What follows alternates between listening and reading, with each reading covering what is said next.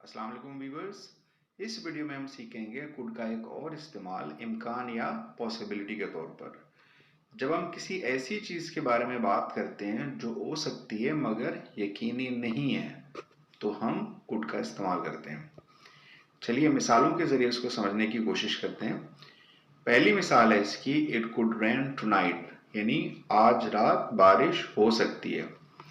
मतलब इम्कान है कि आज रात बारिश हो लेकिन पक्का नहीं है, यानी कि यकीनी नहीं है।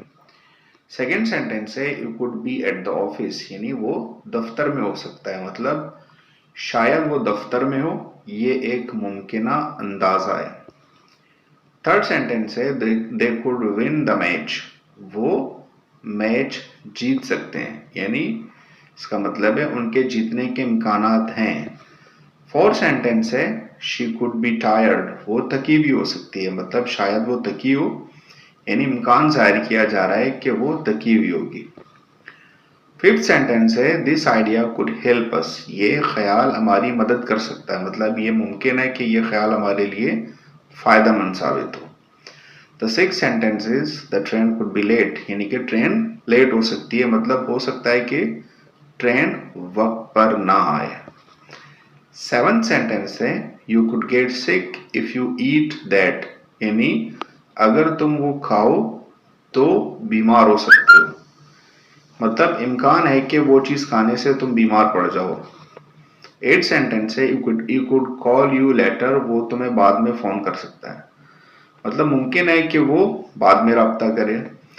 नाइन्थ सेंटेंस है we could face some problems, यानी हमें कुछ मसाइल का सामना हो सकता है, मतलब इम्कान है कि हमें कुछ मुश्किलात पेश आए। Tenth sentence it could be a good opportunity, ये एक अच्छी मौका हो सकती है, मतलब मुमकिन है कि ये मौका हमारे लिए फायदेमंद साबित हो। तो व्यूअर्स, कुड का इस्तेमाल किसी भी ऐसे वक्त पर होता है जहां कोई काम मुमकिन तो हो मगर यकीनी ना हो। याद रखें, कुड बराबर है हो सकता है, मुमकिन है या शायद, इस तरह के जुमलों में इस्तेमाल होता है।